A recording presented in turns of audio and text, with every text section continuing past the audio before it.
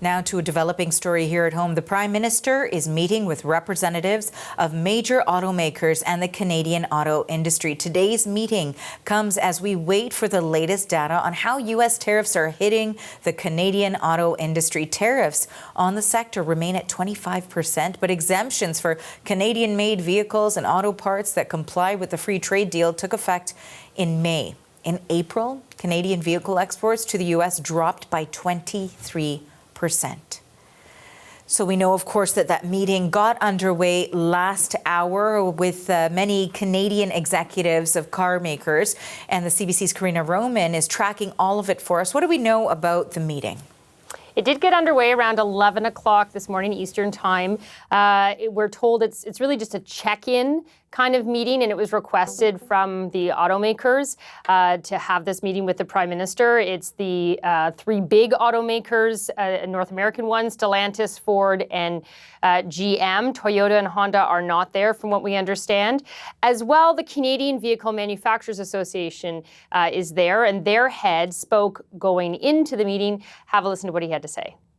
Just here to talk about the importance of the auto sector and ensuring its continuing success. Is the EV rebate dead? Is the EV mandate dead? We'll be discussing EV mandates, of course, as well as a range of other policies to make sure the sector succeeds. But do you think that's sustainable, though? Well, the EV mandate itself is not sustainable. The targets that have been established cannot be met, and that will be part of the discussion. What will you be asking the Prime Minister for? I'll talk to you when I get out. Thank you. Now, Arthur, we just did find out, I just got a note that the meeting has ended, so we are waiting for Brian Kingston to come out and perhaps talk to us like he promised, and we'll hear more, I guess, from him on what was actually discussed, not just the plans. And I will mention EV mandates obviously are on the table, so I'll have more on that afterwards. We do expect overall that there'll be discussions about the negotiations with the Trump administration, whatever the automakers' concerns are, including EV mandates, but other things as well. As you mentioned, the export numbers are down. We're expecting new numbers to show probably a similar drop going in the most recent data. So how do we maintain this Canadian footprint when clearly the goal of the U.S. administration and Donald Trump is to move almost all, if not all, automaking in terms of North America to the U.S. We also spoke earlier to the president of the Automotive Parts Manufacturing Association, Flavio Volpe, and he talked about what he expects to be brought up in this meeting from a priority standpoint. Have a listen. We have been very worried and very expressive about that concern, that if those companies can't sell into the U.S. profitably, they won't sell into the U.S. profitably. These aren't charities, they're publicly traded companies. A lot of decisions are out of the hands of these Canadian executives who are sitting in front of the Prime Minister today, and I'm sure they're going to express that. Now, we also talked about how the automakers are also, of course, trying to talk to Donald Trump and lobby Donald Trump, especially those headquartered in the U.S., but how different it is between approaching, let's say, the Prime Minister and trying to get the ear of Trump. Have a listen. It's a traditional, conventional conversation. You go see the Prime Minister, you say, these are my issues, what can we do? When you go see the President of the United States, if you can get a meeting with him, he's operating as if he's running a protection racket. And if you're not paying into that, it's very difficult to get an ear. So it's no surprise then that the automakers wanted this meeting, because the onus really is on Canada to find a way through this, because it's not like Donald Trump is going to solve the problem for them at this time.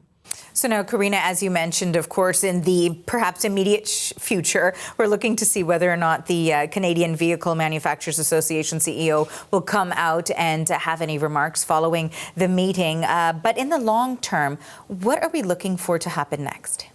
Well, in terms of those EV mandates, which is the sort of quota that's put on the manufacturers for how many, what percentage of their new sales have to be electric vehicles or plug-in hybrids, they've been saying for a while now that under the current circumstances in this trade war, especially with the U.S. backing away from its own incentives and programs to push forward EV purchases in the United States, we already have an issue now accessing the American market.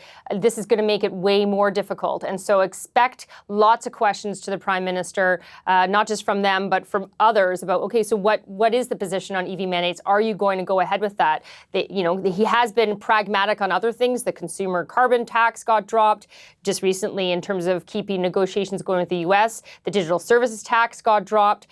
So are EV mandates something that he's married to happening no matter what is said and no matter what the market realities are? But we're also looking even further ahead. And in terms of this July 21st deadline, could supply management be on the table, even though there is legislation now that's been passed that says it's not supposed to be a negotiating ticket card that should be played, but also that Mark Carney has promised to Quebecers, which is where the majority of supply management industries are, that he won't be on the table. So lots of questions about that. He was asked yesterday, Mark Carney was at Canada Day celebrations by my colleague Catherine Cullen, what he thinks are the chances of a deal by July 21st. Here's what he had to say.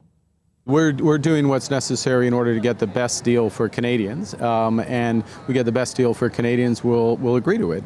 If we can't, we won't. I mean, it's that simple.